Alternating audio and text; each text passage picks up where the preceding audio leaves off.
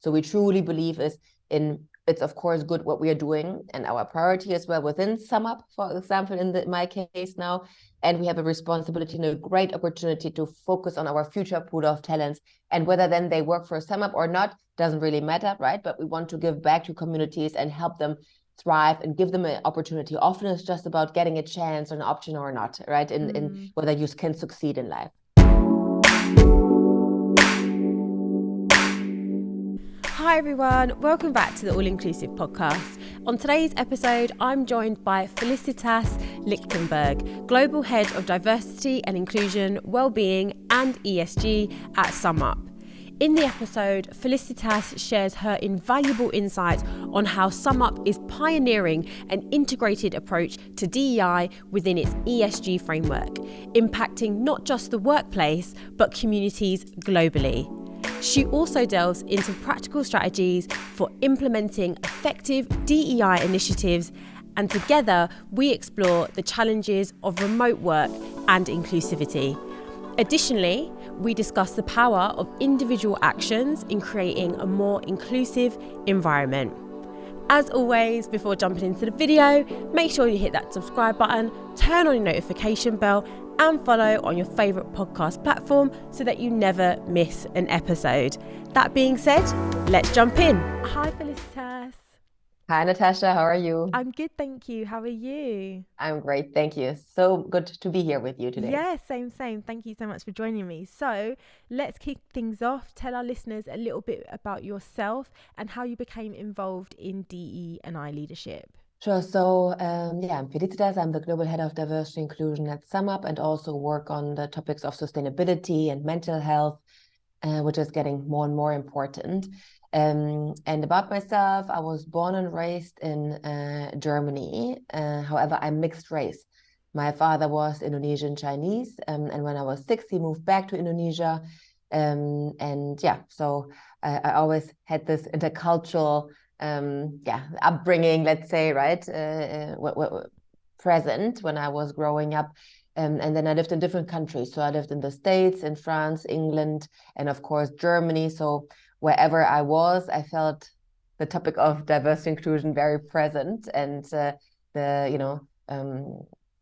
topics of having stereotypes, right? How I'm perceived, how others perceive me, how I perceive others. And so this was quite present. And then I studied communication, media culture, leisure planning, as well as European business. And there was always something in me that told me already. I mean, back then, like 20 years ago, the role of D&I didn't really exist, right? But there was always something in me that wanted to work on helping cultures communicate, helping to increase the understanding of each other.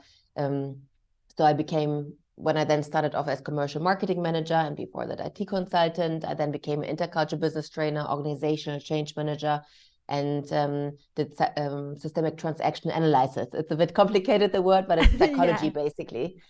Before I then entered the D&I world. Oh, lovely. No, that's great. Thank you so much for sharing that a bit about yourself. So you say you work in DEI as well as mental health and also sustainability. So I know ESG has kind of gained some significant traction over the recent years. How do you think a focus on ESG, so environmental, social and governance, kind of affect or link to DEI? So, I mean, besides the environment, which is probably all very clear to all of us, right? Why it's important and our responsibility as well to take action. We focus particularly on the social aspect. So what we do there is, for example, in Latin America, so Brazil, Chile, Colombia, we collaborated with an NGO, and we focused on Java tech education for unemployed youth, minoritized groups. And that's where the link, let's say, gets in, right? So we focus on at least 60-70% girls.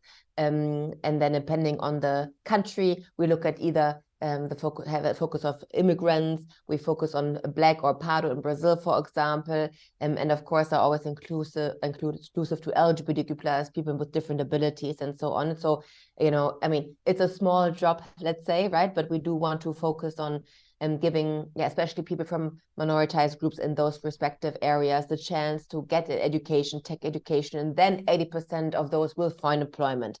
So we have covered something 150 people or so far there. And what we do in India, for example, is we collaborate with an organization called Dharma Life, and we focus on tech education as well. So we finance a tech platform, and we have reached over 8,000 kids so far in rural India, and our ambition is now 10,000 kids per year. But we also then focus on an entrepreneurship program in India there, where we want to create and empower female entrepreneurs, especially in those in rural India, to sustain, right, make money for themselves and their family with sustainable products as well. So we truly believe it's of course good what we are doing, and our priority as well within SumUp, for example, in my case now, and we have a responsibility and a great opportunity to focus on our future pool of talents, and whether then they work for SumUp or not doesn't really matter, right? But we want to give back to communities and help them thrive and give them an opportunity. Often it's just about getting a chance or an option or not, right? In whether you can succeed in life. Yeah, no, it sounds fantastic. And it sounds like a lot as well, though, at the same time, which is, it's great. But for other organizations that are out there that are kind of wanting to do more within their social aspect for their ESG, they're hearing you with the programs and initiatives. How can they effectively put these together? What have you learned has worked well? That's a very good question. So I need to think about it for a moment. But Yeah, I think bottom line, I would say, you know, I often hear this, right? People, they say we want to get engaged or involved, but then we don't have people to do that, or it's too much, or and so on. So I would maybe merge those two things, you know, looking at your own company organization and the social or environmental aspects. I think the one thing is, everybody can start, right? So, and you don't need necessarily resources to do it. It's about creating an inclusive environment, and we can all do that. It costs nothing, right? It just costs, let's say, being genuine and just, for example, asking how you're doing and trying to create empathy or have empathy about different life models, right? Challenging our judgments, our own biases, our own upbringing, because, you know, often the way we are brought up impacts the way we evaluate others, right? To say whether they're okay or not okay, or, you know, whether we think we're better than them or they are better than us, and so on and so forth. So I think that is the number one. It doesn't cost much, right, to be genuine and kind to one another, and to challenge our thinking, our biases, because we are all biased, of course. And that's the number one, I think. And then encouraging others to also educate themselves on different topics, often unspoken, right? So we speak about, for example, topics of neurodiversity, autism, ADHD, domestic violence and abuse, LGBTQ plus, with a focus on transgender, for example, right? So we want to cover everything, including also mental health, to speak about the unspoken and create a safe environment for people to share what they need, because we all go through ups and downs in our lives, right? And it's about, you know, being trusted and being empowered. If I need a day off or so, you know, or if I have something I struggle with, it's okay to feel not okay, right? And to take the time that we need, because then only if we recover, we can be fully, you know, performing again, and so on, and loyal to the organization, and we can retain the people. But looking at the social side, I think the challenge here is there are so many organizations, so many initiatives.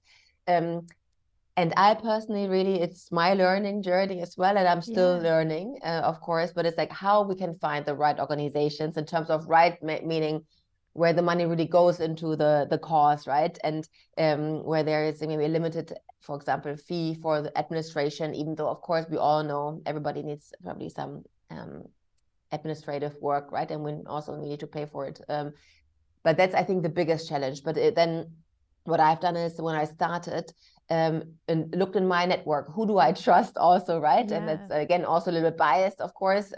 And then what are they doing, right? What are maybe bigger organizations doing, or smaller, you know? So I spoke a lot to people to say what works well, what doesn't work well, what are your experiences? And then, of course, piloted myself, right? So I started with, the generation organization, for example, with one pilot in Brazil, and then we loved it, right? So the collaboration went very well. So we rolled it out in Brazil, Chile, Colombia this year. So yeah, and I think then that's something rather focus on a few ones, but then, really you can build a trusted environment or collaboration, and then you scale it up.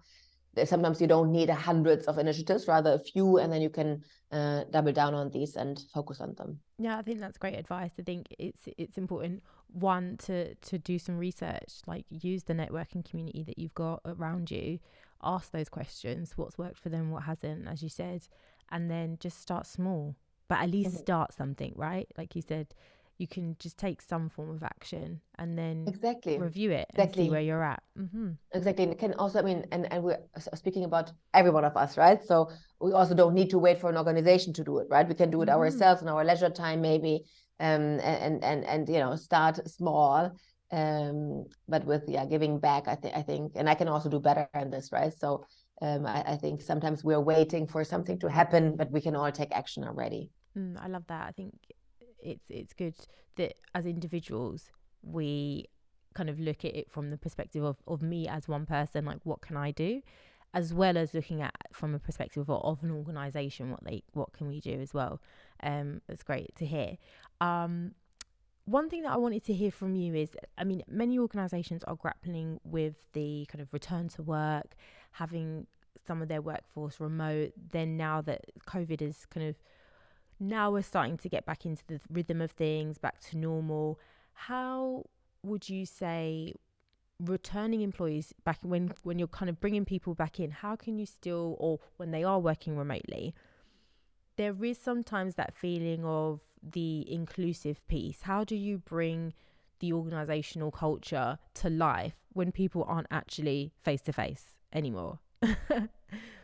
Natasha, that's a very hot topic at the moment everywhere, right? So great that you bring this up here. And it is indeed a challenge, right? So where can I start with this? But basically, it both matters, right? It matters, and it's inclusive to allow people to have maybe flexibility in their working life, right?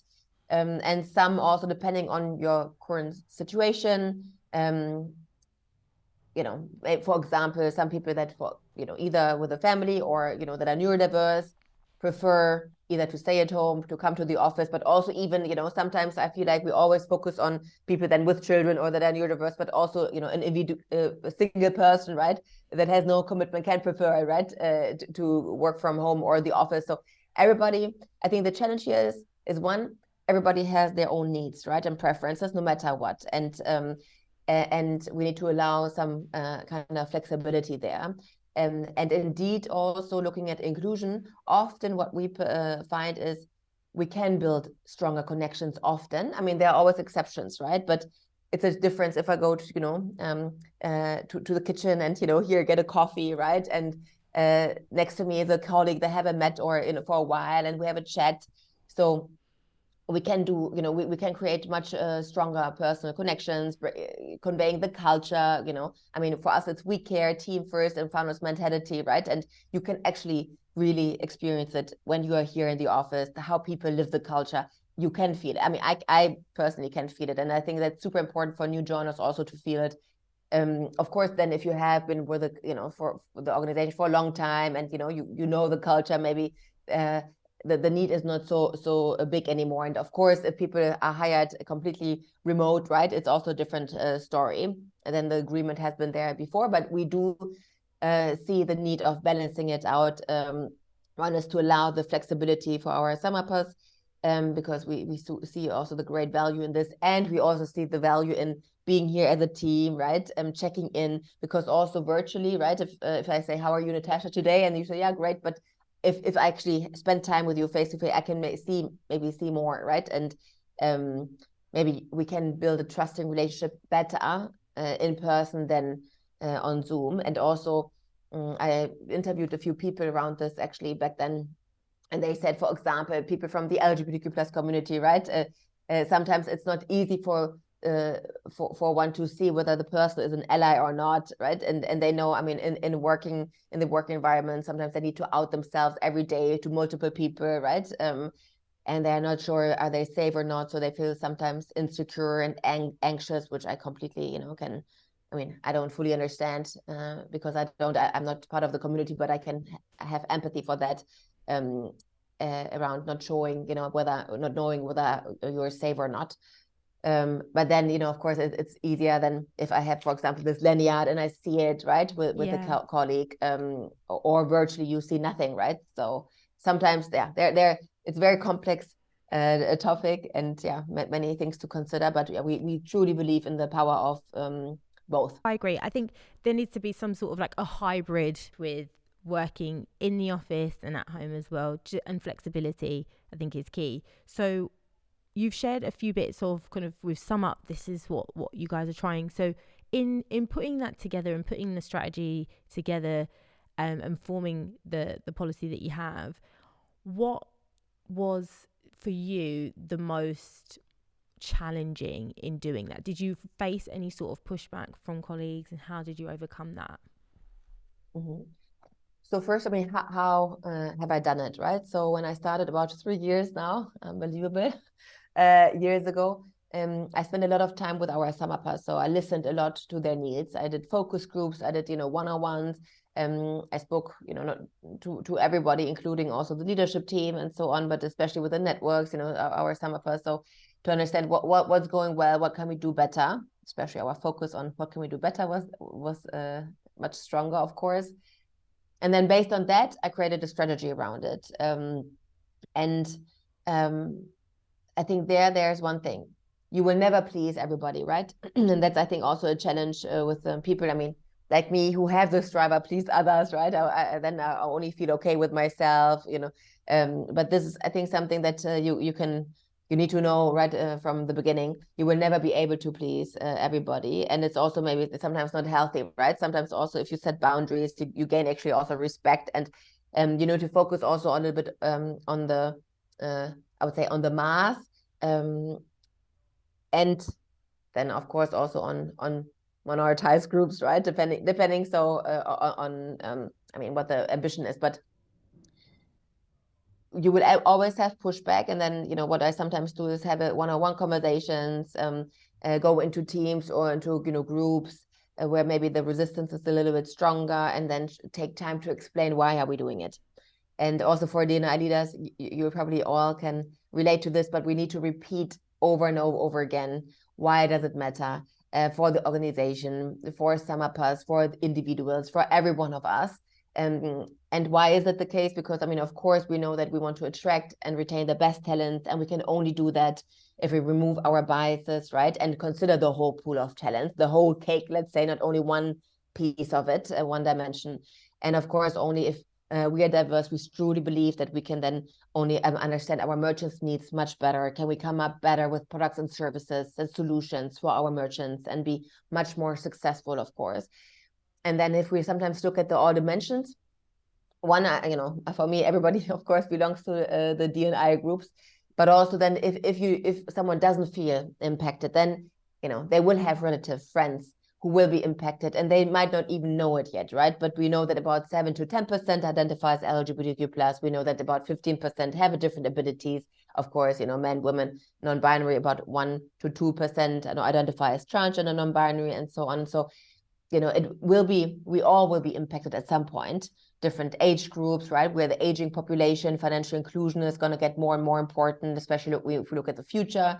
And we all, it's very likely that we also get at some point a disability.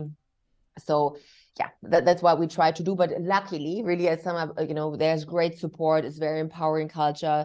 And we're about 3,500 people. And the founders are still in the company, and they really fully trust and empower my team and me to drive the things forward as we believe it's the right thing to do. Oh, fantastic. I think it's great that you've got the support of senior leadership. I think I speak to a number of leaders like yourself that don't necessarily always have that. and it can cause some barriers in order to progress and advance their DEI goals. But I completely hear and agree with what you've said in terms of, if you're getting pushback, just know that you're not always going to please everybody. So if you get pushback, try and address it as best as you can head on, have those open conversations, and explain the why.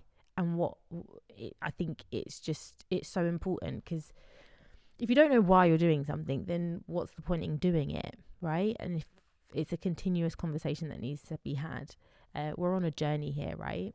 Exactly. And sometimes I feel, why are people so resistant? And there sometimes I try to catch them there, right? Because maybe they fear. Their fear that their values are not appreciated and seen. Maybe their fear that their culture will be reduced at some point, right? Or will become less important. They fear also that they're, that they're, how they have been brought up, their values, their beliefs are disrupted because it doesn't, align with, the other side. So I think there's really important to listen also to them and understand them, right? Show some empathy, and then try to take a bit the fear that they have. And there's no risk, right? So sometimes you go into defensive mechanism, either we defend, or we freeze, right, or flee. It's our natural behaviors, because maybe we are afraid, and that's, I think we're afraid that their values are challenged, not appreciated. So I think sometimes also just being seen and recognized, and then having an open conversation around the different topics. So we've talked about the pushback and what we can do to address that. How about where you have senior leaders that are receptive, are like agreeable, this sounds great, but how do you engage them in order to get them to actually also push these initiatives forward? Because it's a lot to do, and it's a lot to do on one person, and I do feel that there is a responsibility of us all to take on some actions, take steps for ourselves in order to promote and advance DEI. So how do you engage senior leadership to do that? Mm-hmm. So one thing is that we do that, for example, if we host global diversity inclusion all hands, and over 1,000 people usually join these from our SumUpers, our CEOs and founders, right, are there present, and they have an active part. They speak about also the unspoken, right? So for example, our CEO last time, he spoke also about people positivity. So if someone works with us, we trust them, right? And if someone goes through a down and needs support and time off, we need to ensure that they feel empowered to do that, to recover, and then fully come back. He spoke about miscarriage, for example, right? So that's also a very sensitive topic. But to say, look, if you experience this, please know that I know maybe officially the days are, I don't know, 2 days or so, depending on the countries, of course, or the policy regulations. But if you need more, take more, right? It's such a tremendous event that happened in your life. So he just ensured everybody knows it. And we spoke about, again, mental health. Our co-founder also shares, has those talks with our SumUpers and has the safe space to say, to speak about different experiences on the mental health topics and so on. So that is the one thing. So they're actively engaged. They show vulnerability, right? They have empathy with different people from different groups, because they share their story, they listen to them. And what we also do is we have different active networks across SumUp. So those ERGs, what you call often resource groups, right? Employee resource groups, we call them networks. And then we have senior leaders that are the sponsors. So they regularly meet them, they listen to them. And this also, right, this whole listening part makes them also understand better, and then being able then to take, maybe challenge us as a company more about our recruitment initiatives or promotion, what the status there is, and our culture. So that's really helpful and beneficial for both parties, right? We're on the networks and also senior leaders, because we can grow together. And in some cases, we set up some mentoring, reverse mentoring, right? Where it's it can be very powerful to listen to the experiences of different groups and then support them. and vice versa, right? It's always two-side learning. That's what we do here at SumUp, and of course we can always do more, but that's already a good start for us. Yeah, no, it sounds like a great start, and having them speak on such emotive and really quite powerful issues that most senior leaders don't really reveal or would normally talk on, but having it come from them shows how invested they are in ensuring that everyone feels as though that they can bring their full selves to work, and if they need more time, that you're open to that conversation and to hearing that they need to take some time away and accepting of that. So I think that sounds great. And as always, I love ERGs. So I think they're definitely an important resource for an organisation to have. And if there is senior leadership involvement, that's even better. So looking to the future, what changes would you like to see, or improvements would you like to see in the future for DEI? That's a good question. Also a question that we have in our global D&I network, actually. Oh, great. So, I mean, what are the changes? I think one is, and we have been talking about D&I for a long time, right? And if we're really honest, I mean, I think on the one hand side, a lot has been done.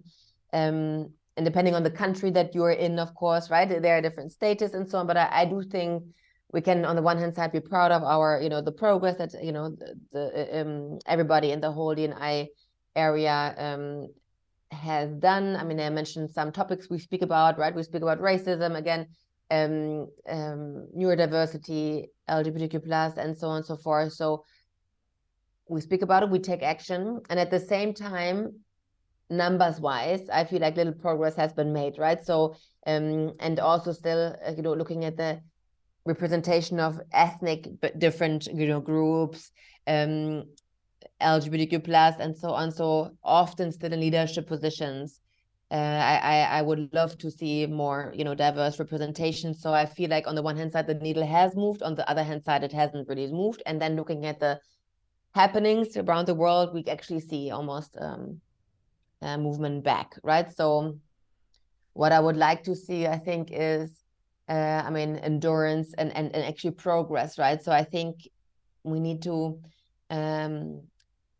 bring everybody on board. I know that can be sometimes very draining and exhausting, because people say, well, why should we, again, educate and again, wait for people? But I do think that we do need to really ensure everybody, and again, not everybody will be able to join this mission, right? And our journey, but to bring on board as many people as possible. And what we can do there, I think one simple thing is speak about diversity inclusion at home with your families and friends. What I experience often is, within the organization, people, fight for it, which is great. I mean, please continue to challenge, and that's how we make progress as well. But then, when I say, oh, what happens at home, no, we can't speak about it. But that's how we actually probably reach the critical mass, right? To then bring it forward. And of course, always, I'm conscious that protect yourself as well, right? If you, it's like this mobile, I think you call it in English also mobile, the thing you can put up on the wall. So if you oh yeah. What is it called? Oh, this thing that turns. Yeah, it's like the mobility. Yes. Thing. Oh my gosh, that's gonna really annoy me. I'm sorry. I hope the listeners will know. Yeah. But if you, blow it and try to move it, and then sometimes changes, sometimes they go back, so, and then, to the old position, sometimes it changes and then takes a new position, but sometimes you blow too hard and it falls down and breaks, right? So I think we always need to remember the systems that we work in and what we want, what is important to us. Of course, it needs to be a protected setting. And, if you can't speak to the families and friends about it, because, sometimes maybe then, you will not be part of it anymore and you want to be part of it, then please don't do it, right? But I think you get my point, right? I think we need to continue our journey, double down on our efforts internally, but also externally, help the communities.